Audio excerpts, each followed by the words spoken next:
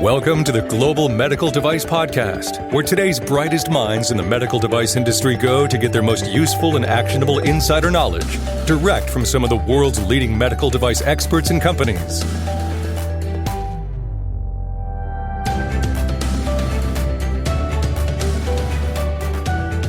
Hey everyone, to the medical device professionals who are driving innovation, let's get together.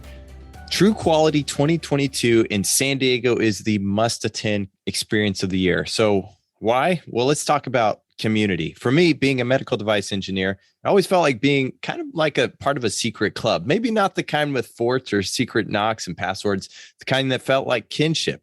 Did you route that report yet? Did you get it approved? Have you finished that statistical analysis? The kind of group that knows what it's like working odd hours. You come in early, you get home late, you're hyper focusing on ultra specific problems. Sometimes it can be isolating, and ultimately the joys of life, that's MedTech. At True Quality 2022, you'll be inspired by a community of medical device entrepreneurs and operators who see each other for who and what they truly are. Mission-driven innovators determined to improve the quality of life. If you want to take your quality to the next level, grab your seats now for True Quality 2022. June 6th through the 8th in beautiful San Diego, California. Visit our website at www.greenlight.guru to learn more. Hey, everyone. Welcome back to the Global Medical Device Podcast. This is Etienne Nichols, your co-host. And with me today is John Speer, also host of the show and founder of Greenlight Guru. Today, we have with us Adam Steadman, Chief Commercial Officer for Smart Trial. So we'll talk about what Smart Trial is and what they do, and get a little bit more into those details. But Adam, you want to talk about just, some of the, well, maybe we should give a little bit of introduction to what Smart Trial is, just so we can lead into, some of the things we could talk about today. Fantastic. Thank you, Etienne. And thank you very much for having me on the podcast. So Smart Trial is an electronic data capture company. We provide software as a service. And the EDC software we have is for generating data or collecting data and managing data that you may use in a clinical perspective when you're developing your devices.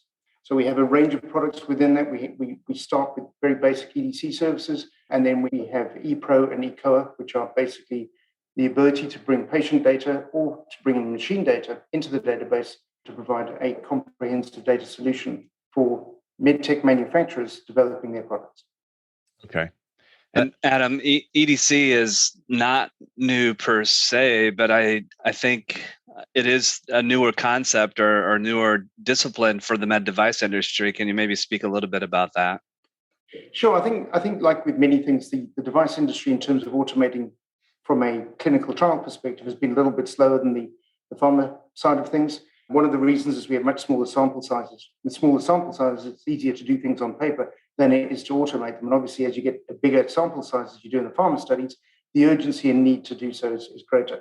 Technology's got to the point now where we can do it efficiently and inexpensively at the same time. And so it does make sense where previously paper was the only option because the database would cost too much money, take too much time to set up, too much programming and so forth. Today, you can configure it so much more easily than previously. And now it's got to the point where it really makes sense with pretty much anything you're doing to go electronic versus going paper. Yeah, and I think that's compounded by some of the, obviously recent changes in the EU MDR, putting much more emphasis on clinical data and post-market clinical data. And I think just the industry in general seems to be waking up to the need to manage products for the total product lifecycle and doing a better job at post-market surveillance types of activities. So yeah, it seems like now is a great time to explore this for a medical device company. Most definitely. I mean, from our perspective, MDR has been a big driver of it because they not only require post-market safety data, but there's now a requirement for post-market effectiveness data, which is unique because that's not actually required in the US either. And so for that reason, we previously had safety reporting mechanisms. Well, they're not mechanisms that are going to be reporting the effectiveness of products moving forward. We've sort of relied in market forces in the US to cover that. So we're assuming that if a better product comes in, well, the old one will die and not be adopted or not, be discontinued from use and so forth. But what's really happening in Europe now is that you're being forced to prove to the world that your device continues to be effective against its peers and against other products that are coming out in the market as new products. So you kind of talked about a few different types of data. So you got your pre-market data, the things to get to market, and then post-market data. Are there ways medical devices look at data, and maybe ways they should look at data? From a CRO, maybe you have thoughts on that? Yeah, most definitely. I would say there's, depending on how you look at things, there's either 4 or 5 different main sets of data you should be looking at as a med device manufacturer. I say 4 or 5 because you've got one extra set of data to think about if you're a software as a medical device manufacturer, if you're programming software. And that's algorithm development. So that's your first type of data. You've got to see that your algorithm development is working and that it's reliable and so forth. That kind of feeds into proof of concept data. But at the end of the day, your first set of data in that situation is, well, do I have a product? It doesn't matter about developing it. Do I have one in the first place? That's the first thing to work out.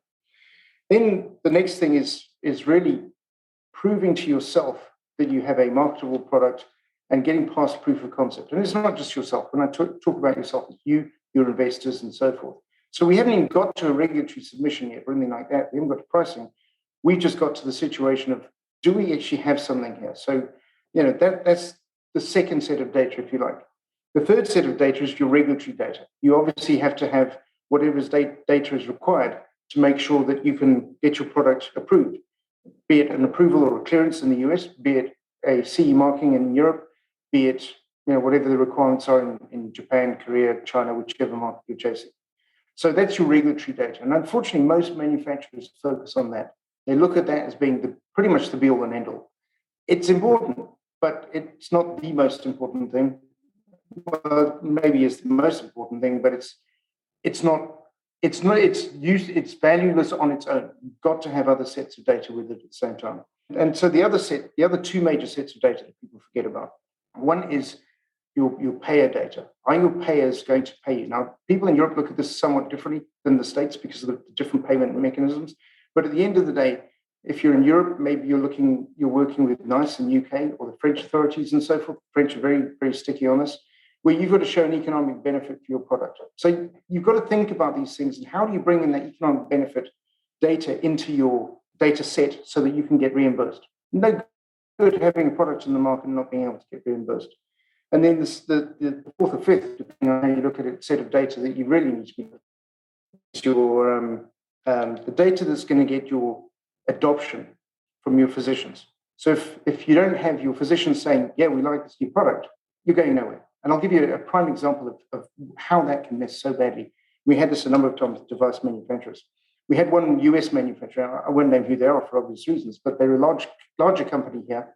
And they had a not particularly good first-generation diagnostic product in hemostasis, well known in the market though. And what they then did is they decided that they're going to improve the product, develop it to a much better capability, and release it and use their 510K as a predicate, or use their existing machine as a predicate 510K pathway. For that reason, they didn't need to do clinical trials, and they went ahead and they got their product approved. They went ahead and got their product manufactured. They couldn't sell it. The reason they couldn't sell it is there was no clinical data to prove it was any better than the existing equipment that they'd already put on the market. And quite frankly, they didn't have a particularly good reputation for that equipment. So they came to us and said, can you now start doing clinical trials? And we started doing clinical trials for them. This is in a former company. And, that was the method to get the data. But the thing is, they were several years late in the market after they got their product cleared to be able to actually sell their product. And that was just terrible. There were a few people not very happy in that organization. And, had they thought the process through and thought about the needs for data right up front when they should have been thinking about it, they wouldn't have had that. Their financial position would have been millions and millions of dollars different than it is today. So the smart trial, is it able, so you mentioned 4, maybe 5 types of data there, then is smart trial able to capture all of that, or how does that work? And do you assist in identifying those types of data that need to be captured? So we absolutely, we can collect any type of data that I've mentioned there. And, data comes in different forms. A lot of it is your ECRF, which is your case report forms, where people take a computerized form and they complete the data on the form and they submit it that way. And that's what a clinical site typically fills in. We then have ePro data, so your patient-reported outcomes. And that kind of data is basically surveys and questionnaires. You ask a patient how they're feeling. Do they feel better than they felt yesterday? Is the medication giving them any side effects? And all these sort of things that you can only get the feedback from the patient. And then we've got what we call ECOA, clinical outcomes assessment data. And that's anything from a blood pressure monitor to an ECG machine to some kind of a wearable. So all of that kind of data can be pulled in. What we don't provide is we don't provide the consulting service around that. That's where you need your clinical consultancies, your CROs, your experts to provide that sort of support. But we provide them the tools that they can use to come up with those decision points and figure out what data they're going to collect, how they're going to collect it, and where they're going to collect it. I think, as you described that, I mean, it does, at least in my head, seem like there are certain device types that where this type of capturing this type of data is more natural than others. I mean, my upbringing in the med device world, a lot of catheter-based technologies, purely mechanical type products with no electronics and that sort of thing. And how does a company that maybe has products like that don't seem to really align with data capture, especially from a benefit perspective or from a performance perspective in the field? How are they adapting to sort of this new world? Well, I think that's an interesting question. There's a few different ways of looking at it. One thing is that many of the products that traditionally were very mechanical, you talk catheters and so forth, it's surprising how much software and how much computer support those devices have now. A lot of it will be the imaging that's tracking what's going on, but then also, the operating room software and things like that is helping guide the treatment and so forth. So there's a little bit of that. There's also Well, I mean, but let's use a different example. I mean, I know there's been some movement in like orthopedics, but there again, this is an implanted product. It's predominantly mechanical in nature. I know there's been some chatter over the years about putting some sort of sensors and things on surfaces or embedded in those materials. But how does one track performance of an orthopedic type of implant, a more mechanical type product? So you've got two sides then. You've got the clinical trial itself, and then you've got ongoing data collection. And as we discussed earlier in the discussion, the requirement for post-market effectiveness data has now been brought in, which wasn't previously there and isn't strongly demanded in the US. So when you're looking at the clinical trial, you don't really have much of an option other than to collect site data from the site, being the operating theatre or the surgeon, whatever it happens to be, the PI, if you like, in the investigation. And that's CRF captured data pretty much all the time. What you can do is you can factor in things like human factors type studies, and that may be down to you're using a device in a surgical situation. You need to know that you can actually sterilize the device and reuse it. So you might have a human factors test where you take 10 or 20 devices, 10 or 20 pairs of physicians, you have them clean the equipment, for instance, and then you do testing on the equipment afterwards to make sure that it has been fully sanitized. So that's one of the types of tests you can do. And a human factors test like that, absolutely, you could use the same functionality in our software. When you're looking at post-market clinical follow-up data, it's a little bit of a different situation. You've got two reasons for that. One is you may know who your customers are. You may know, you may have a very direct way of approaching them. But what very often happens is you don't have a direct way of approaching them. You're working through a distributor base, particularly in Europe, where you've got 20-odd languages that you're dealing with, and therefore you don't have your own staff because it doesn't make economic sense to have somebody who can speak every single European language. So what you tend to do as a manufacturer is you go to a set of distributors. When you start getting to the distributors like that, it's very hard to get close to the patient or close to the physician who's using the equipment. So what we have is a solution that we call Cases, and I think it's fairly unique in the industry, where you can take a QR code, put it in with a leaflet, in with the instructions for use with the product when it goes to the patient or the clinical site, I should say. And then when they open up the package, they can do the surgery, whatever the procedure happens to be. And then they can scan the QR code with their cell phone and they can provide it feedback. And the feedback may be, this thing worked beautifully. I've never had one work so well in my life. Or it could be, you know what, this thing, I'm not using this brand again. I'm going to go and work out of another hospital if they won't change this for something else. You never know, but you can drive that kind of result.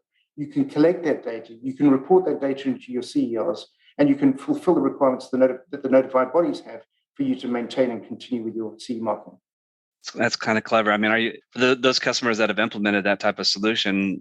What has the feedback been? I mean, are they getting good participation, from the field as far as people providing that sort of feedback? Yeah, they are. I mean, it's always relative. When you're looking at sure. physicians, their time is busy. I mean, it's hard to get feedback. The good thing that you do know about that is, it's kind of that 8-to-1 principle of you do something bad, you'll hear 8 complaints. You do something good, you hear 1 compliment. It's kind of the same principle. If something's not working in the field, you're going to get the feedback. If it's working well, you may get less feedback. And, that's just a human nature kind of problem that you've got to deal with.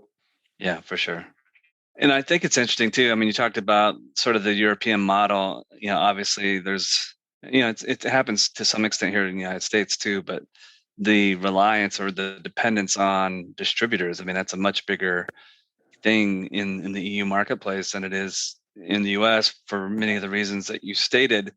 Yep. And I know historically, there haven't been a lot of controls or oversight on distributors. And I know with EU MDR, obviously they expanded the definition of economic operators and the expectations and criteria for adhering to the regulations. I'm curious too, have we seen a fallout? It's a little off topic, but have we seen a fallout of the number of distributors in the European marketplace because of the new requirements in the EU? I haven't specifically. I don't think I've been that close enough to the commercial side of many of these things. But what's interesting when you talk about fallout is, we look at two things that have been impacted significantly by the MDR on that. One is the number of notified bodies is still nowhere near where it needs to be. There's still only 2 or 3 notified bodies that can do class 3 implantable, active implantable devices, which is terrible. I mean, it really limits things. And then the other thing to think about is MDR has created a lot of rationalization across SKUs. I was talking to one large manufacturer a couple of years ago, and they had 144,000 SKUs in their inventory. Now, that's not 144,000 different products, to be clear. That was about 2,000 products with different packages, different sizes, different labeling, different country languages and all this sort of thing, making that. But they figured they were going to probably cut that down to 50 or 60,000 SKUs. What that guarantees is that there's a lot of product gone off the market. A lot of the sort of historical products may be marginal in certain territories. They'll take it out. It doesn't justify the cost of making it all meet the MDR regulations. So it'd be interesting to actually see, we're 8 months in, 9 months in. I think COVID has kind of bent everything out of shape in terms of stats. So, making a comparison the last 8 months versus the 8 months prior wouldn't be sensible. Yeah. But it'll be interesting to see in the next couple of years how that has impacted manufacturers. For sure. You also mentioned, the criteria of measuring the economic benefit, and obviously every device has, probably a variety of different methodologies and techniques to demonstrate that. But has the EU defined what certain thresholds or expected behaviors or criteria around the expected benefit? Has that been defined, or is that up to the manufacturer to define that? I think it's a combination of, it's not part of the MDR. So responsibilities on the manufacturer to demonstrate it, but that is more to the local national bodies like NICE in UK that are making those evaluations. So they're looking at it from an economic perspective, saying, is this better? I mean, you may have seen them as I have. I've seen so many investor presentations where they say, well, we can reduce time in the operating theatre by an average of 42 minutes, or we can reduce hospital stays by 3 days. Well, that's a great thing to say. You've got to prove it. Nobody's just going to accept that. You've got to prove it. You've got to have it in peer-reviewed documentation. You've got to have written several articles. You've got to have done randomized clinical trials. There's all sorts of requirements to think about there if you actually want to really maximize your ability to sell your products and get paid for them. Yeah, it's good food for thought. When I was when the pandemic first hit, I worked with a company. Trying to remember the exact company. I guess that doesn't matter. They were trying to do an in-home study with. They couldn't go there themselves, like maybe they would have, previously. They were thinking about sending a webcam or so forth. Have you seen the data or the results of that, like maybe human factors you mentioned, be different because maybe the studies would have been performed one way previously, but now things have changed. Now we're performing them maybe a different way. Be some lasting impact, things like that. But I don't think it'll be a long term, because essentially, the question there's you'll hear one of the buzzwords in the industry at the moment is decentralized clinical trials.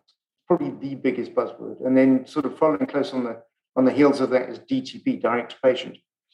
And really, what they're talking about there is let's make it easier for the patient. We'll go to them; they don't have to come to us. Well, that's great if you're sending FedEx to your home with drug supply, doing a clinical trial on that basis. And then you have a telehealth meeting. You say, how are you feeling? Were you sick?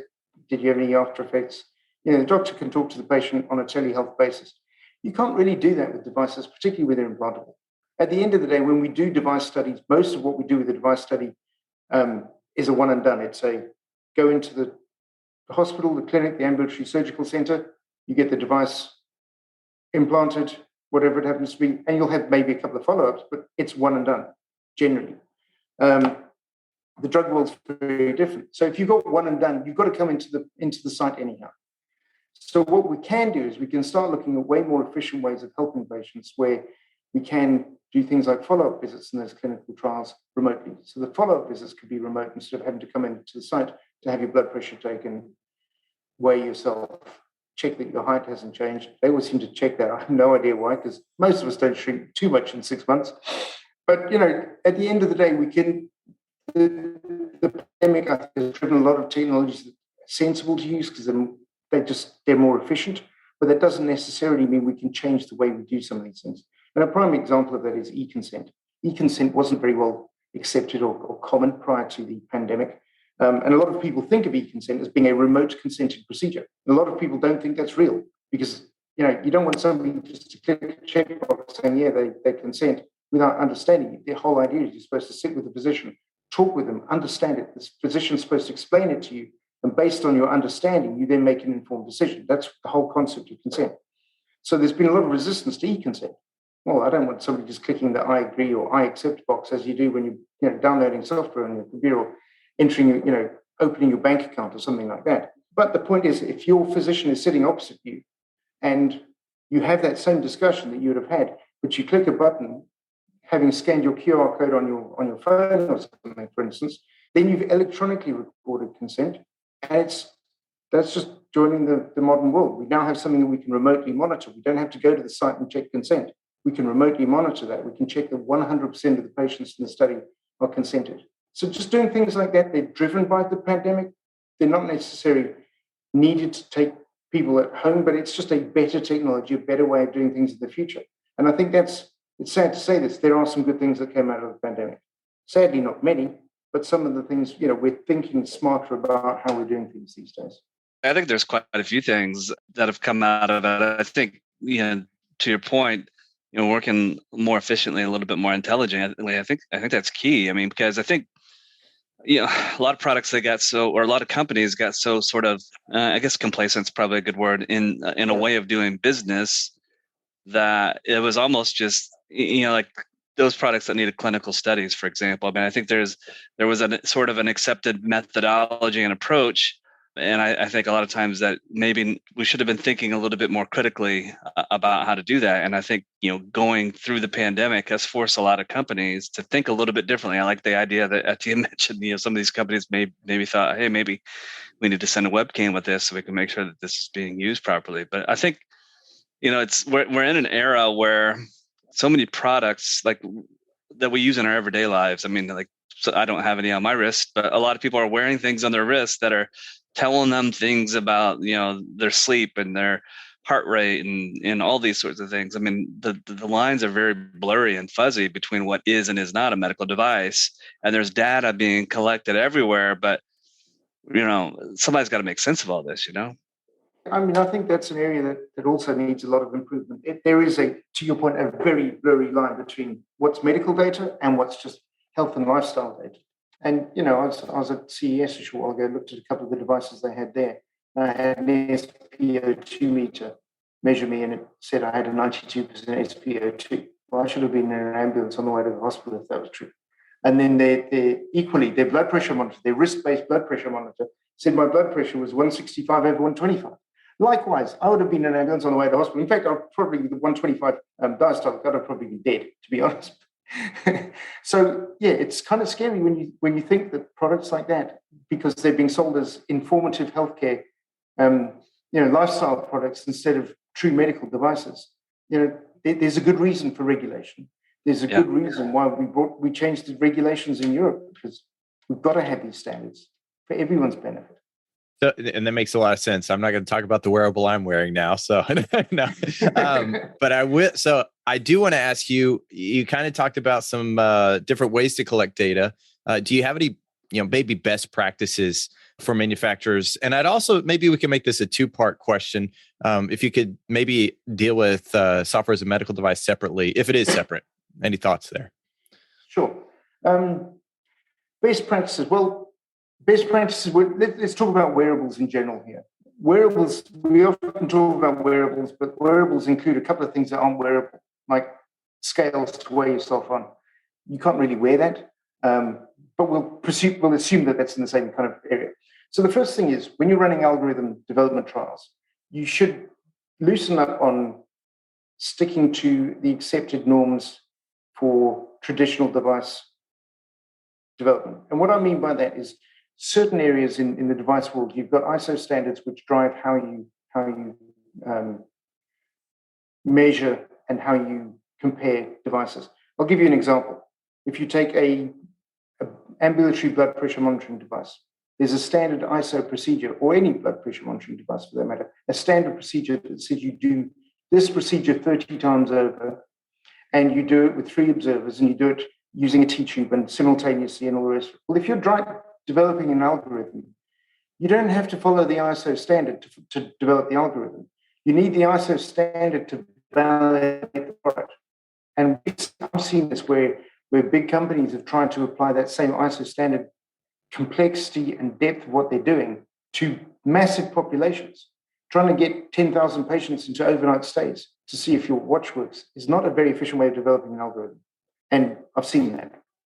So I think the first thing is, just remember, when you're developing algorithms, when you're developing software for medical devices, the rules are slightly different, and they're not written that differently, unfortunately. So it's not blatantly obvious when you go and look at the IMDR suggestions or regulations.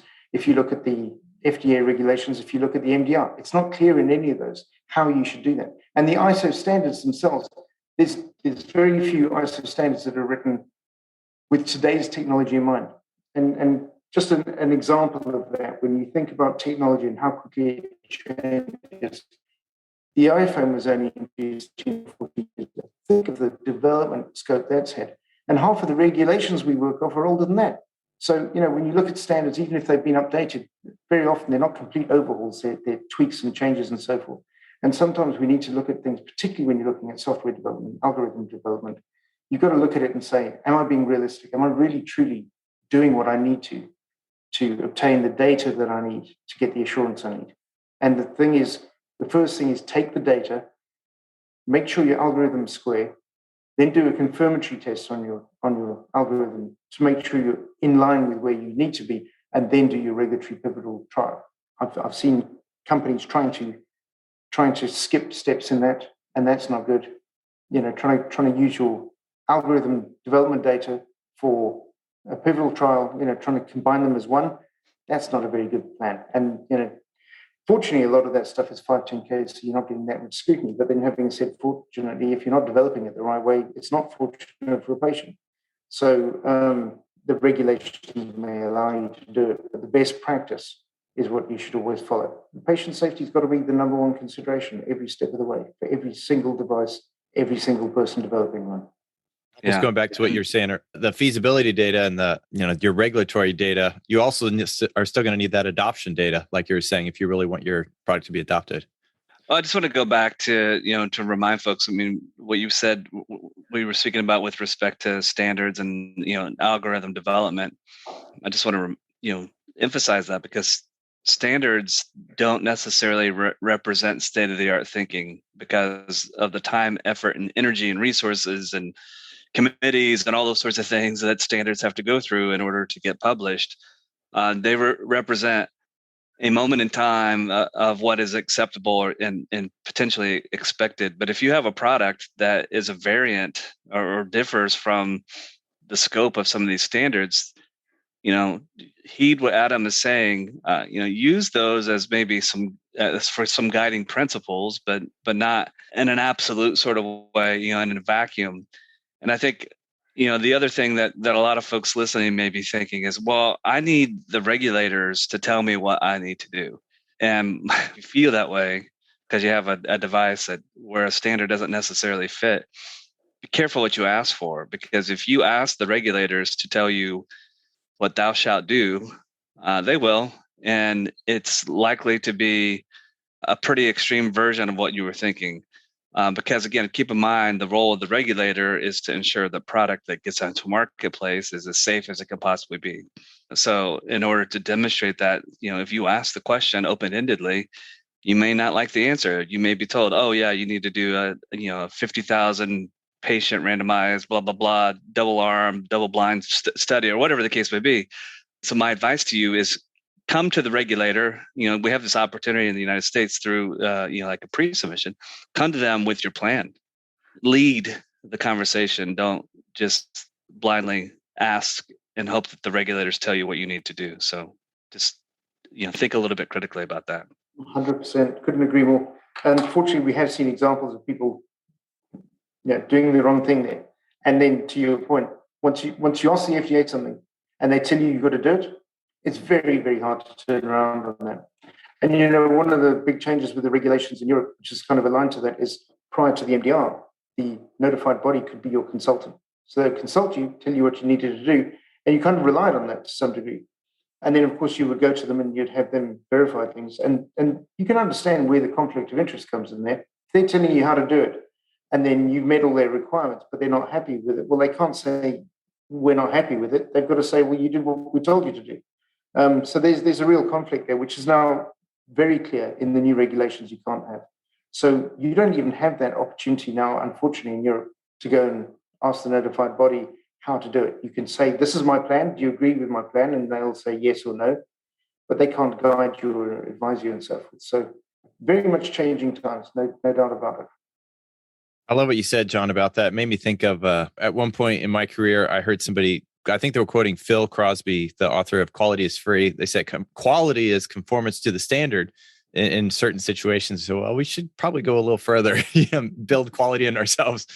I didn't want to, we kind of cut you off a little bit, Adam. Did you have, we talked a little bit about the software. Did you have best practices kind of in general, or did we cover that? I mean, are we good or?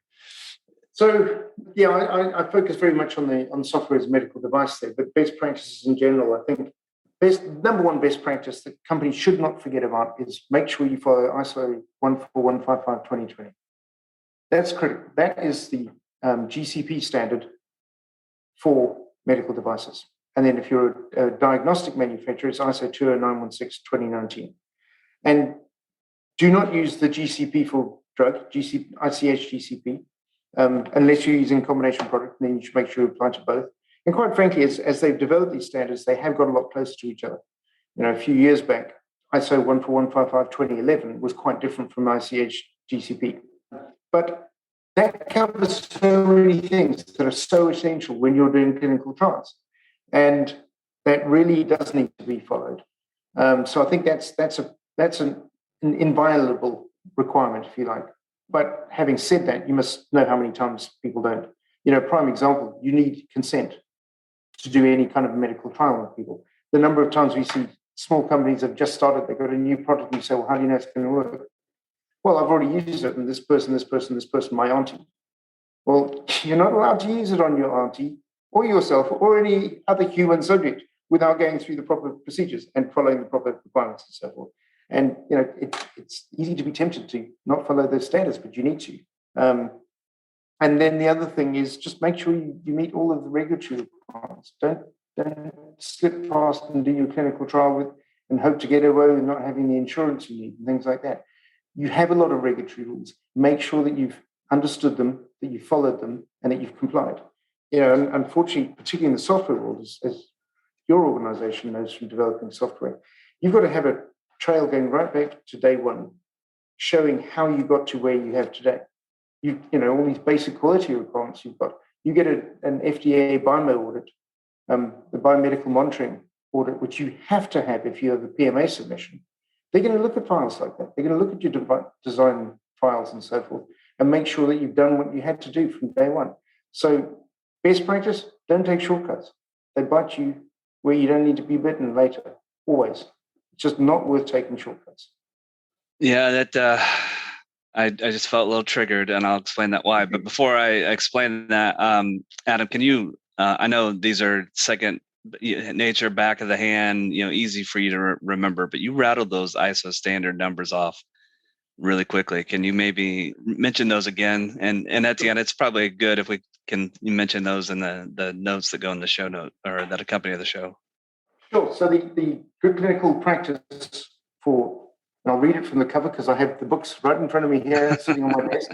I didn't know what the number was, by the way. I didn't have to prove. But the actual title is Clinical Investigation of Medical Devices for Human Subjects, Good Clinical Practice. That's ISO 14155, and that came out in 2020. And then you also have pretty much the same thing. I can't find it here because I've got all my other standards in the way and my MDR documents and so forth. ISO 20916-2019, In Vitro Diagnostic Medical Devices, Clinical Performance Studies using specimens from human subjects. Good study practice. Okay, that's great. Thank you for mentioning that. And now the part that I got a little triggered about. So I'll tell this with a short story. And I don't know if this is still commonplace. I suspect that it probably is, unfortunately. But a lot of startups, especially, are on this quest for first in human studies or first in human use of their product. And the particular issue that comes to mind, there was a company.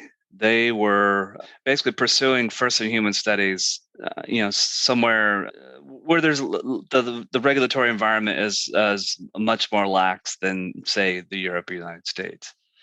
And they were doing this before they had really defined the product and before they had defined the requirements and before they had done a risk assessment and all these sorts of things. And I think the primary motivation for them was first in human was represented an important milestone that meant that they could potentially obtain additional investment to keep their company growing and going and that sort of thing. But there's so many holes in that approach. To your point, if you want to do that, great. Just don't take it as a shortcut. Make sure that you're following, expected best practices and good design philosophy, good design control, good risk management, and that sort of thing. But sadly, I see way too many companies trying to cut that corner, just jump to the end, jump to the human use of their product. Yeah, so there's two sides to that, I think. On one side of it, I've seen companies going to South America and so forth, and they'll tell you honestly, well, the reason we're going there is if something goes wrong, it's not going to get reported in the press. We're not going to be associated with it. That's the absolute worst reason to do it in another country, as far as I'm concerned. And to be honest, companies that do that and risk things too far and make it obvious what they've done, they will get nailed by the foreign authorities. And there have been cases of that happening. But what I would hate to say is that people shouldn't go to other countries. A lot of the countries in Latin America, you could go to a country, you could go to Colombia, you could go to Peru, you can go to Argentina or Brazil. And I mean, Brazil's got probably the strongest regulator there, but they all have good regulatory infrastructure. But I think what's more important is you've got a phenomenal depth of doctors there who have real sound scientific expertise. And if you think about it, say you're trying to develop a new heart valve. Well, it's not like there aren't many heart valves out there already. There's at least 4 or 5 major manufacturers of heart valves. There's a good tail of startups in that space as well. Well, the problem is to get a physician who's an expert to take on your product as an investigational product is not easy. You can't go to any major clinic in the US and expect them to do that because they have good products that work from major manufacturers that have been through years of clinical trials. So you're not going to get them to switch and go to something experimental.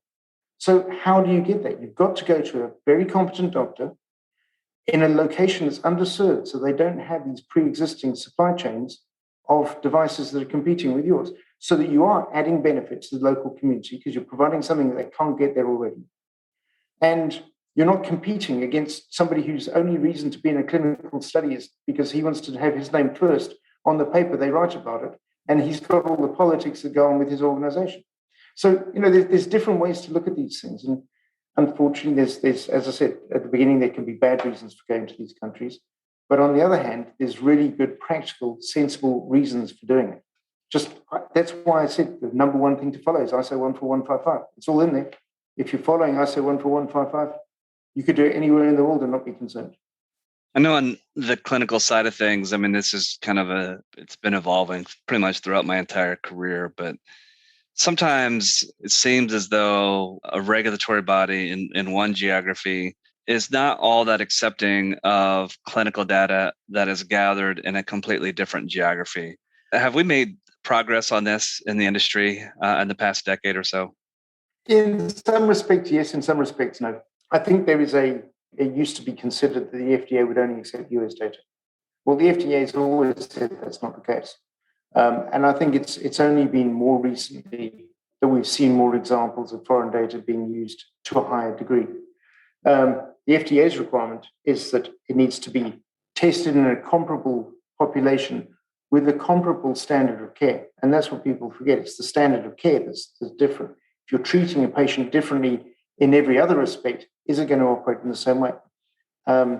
So I think there's legitimate reasons for saying, no, we can't use data. One of the examples that the FDA quotes that they had there, for instance, was that a left ventricular assist device, which is basically a heart pump, that came from Korea, had been tested in the Korean population.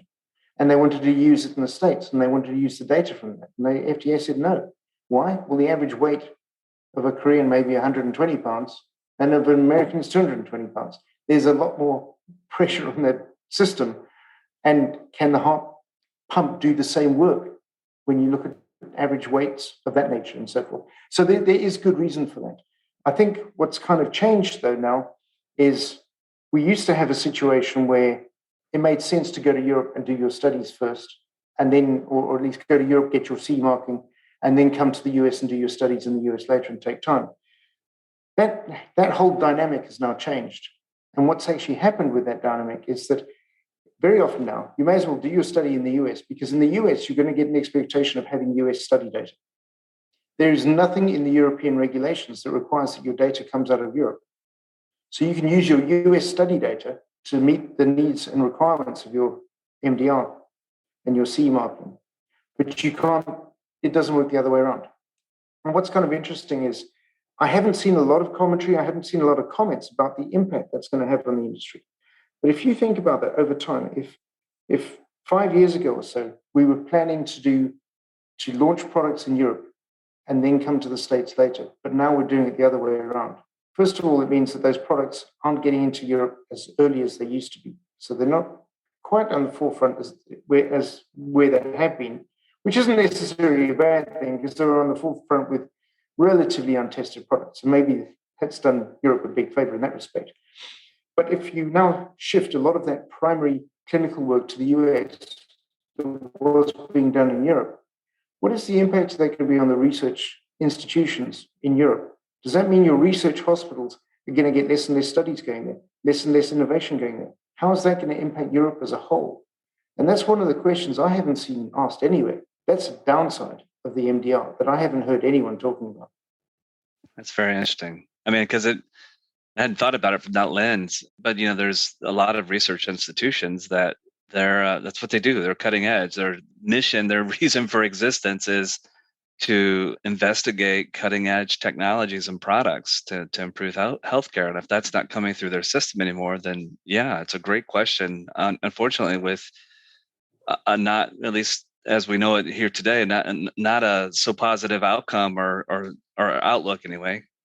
Indeed. And I think one of the other things to remember is a lot of hospitals supplement the services they provide that are funded at state level with research dollars, which help them to provide a little bit better standard of service to their patients. What's the impact of that?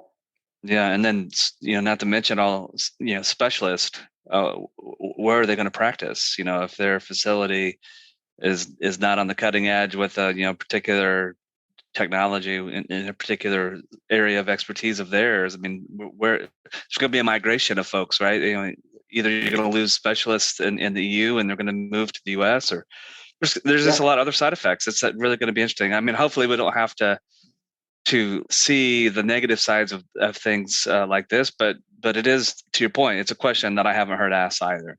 Definitely not answered, and I don't think a lot of people are asking this question. Yeah, I'd be surprised if there weren't institutions in Europe already feeling it. And the thing is, COVID is going to mask a lot of things. At the moment, you're not doing clinical work in many places in Europe because of COVID. Well, is it really because of COVID? If COVID wasn't there, what would have been the impact? Yeah, I mean, I would say probably in 2020 and most of 2021, COVID was the easy, obvious excuse as to why. But from at this point in 2022, I mean, not to say trivialize or minimalize what's still happening with COVID, but a lot of sectors of the med device industry are pretty much back to normal in a manner of speaking, or at least on that path. So yeah, if there's still a decline in clinical research and studies happening in Europe, then it's probably not COVID in 2022. So exactly. I don't have any follow-up questions, John. Adam, did you have anything you wanted to close out with, or how we can find you? Any last pieces of advice? Now you got me thinking. No, I think just to sort of recap on a couple of the main points. Don't forget your data. Don't forget the importance of your data. A number of times I've seen investor decks with claims made on them. That you look at the claim and you think, you can't make that claim unless you've done the investigation, be it an early payer assessment, be it more in-depth clinicals. But have you thought of it all, and have you done it efficiently? And that's what we see more often than not. People try to shoestring their operations along to get to the next series of funding or whatever it is. If you can go and ask for $10 million versus 15, you might choose 10, because you might say, well, if I do 10, I'm diluting it less, I'm keeping more of the company. But at the end of the day, if it's going to then take you 2 more years to get your product on the market because you took a shortcut and didn't do the additional bit of trial work you should have done at the time, you're really cutting off your nose to spite your face. And so my advice to people is think very carefully about what you've got to do. Make sure you think about all your data streams and where you're going to get that data from. Be careful with your consultants, because I've seen consultants advising things that make no sense. And that doesn't mean there's bad consultants. There's a lot of really, really good consultants. Just make sure that you're confident with your consultants. If you have any doubts, get a second opinion. Spend a little bit more money on getting that second opinion, but make sure you're getting the right data. Get the right data, manage the data properly, collect it with all the standards and the compliances required, particularly if you're going PMA route. Because if you're going PMA route, you've got a BIMO audit coming. If you've got a BIMO audit, they're looking at everything, or at least they can look at everything. So just don't take shortcuts, do it properly, follow the standards, and do good science and develop good products. Yeah, to kind of piggyback on what Adam's sharing, I mean, I think, if you've been a listener to the Global Medical Device Podcast for any period of time, you probably have heard us talk about quality strategy and regulatory strategy. To me, clinical strategy, it's probably always been important, but I think it's in this day and age of the medical device industry, it's more important than it ever has been, and probably as important as other business strategies that you're defining as well. I mean, and in an ideal world, your regulatory, quality, clinical, and overall business strategy, they need to be harmonious with one another too. But the rules have changed, the expectations have changed, and will continue to evolve. I mean, there's going to continue to be more emphasis put on device manufacturers to constantly show and demonstrate that their products work and that they're effective and that they're safe. And as Adam has shared today, one of the only ways to be able to do that is to be continually collecting data on the performance of your products. So figure that out and start to incorporate that, get ahead of it, lean into it. And certainly, Smart Trial is a company that has built a platform to help you with that. So I would encourage you to go visit their website. I believe, Adam, it's smart-trial.com, if I recall, right? That is correct, yes. Yeah, so they've built a SaaS platform to help you with many of your EDC needs in the med device space. So Yeah, go check it out. smart-trial.com. So Etienne, probably a good place to put a wrapper on things today. Yeah, sure. And those of you who've been listening, we'll include a few of these things in our show notes. So the standards 14155-20916. Hopefully got them right, but the show notes will be correct with links, so you'll have those. Also, like John mentioned, if you're interested more in hearing about Smart Trial, it's the Smart Trial. We'll put that link in the notes as well, so you'll be able to find that. You've been listening to the Global Medical Device Podcast. It was a great conversation. I really appreciate it. Thank you, Adam, for a great conversation, stimulating a lot of thought and giving a lot of great pointers and things that we need to be thinking about and doing. For those of you who have been listening, this is powered by Greenlight.Guru, the only medical device success platform specifically designed for medical devices. If you're interested in learning more about that software and how it can help you get to market faster, more efficiently, and to build safe and effective products, go to www.greenlight.guru. Thanks, and we'll see you next time. Very cool. Thank you, everybody. Bye.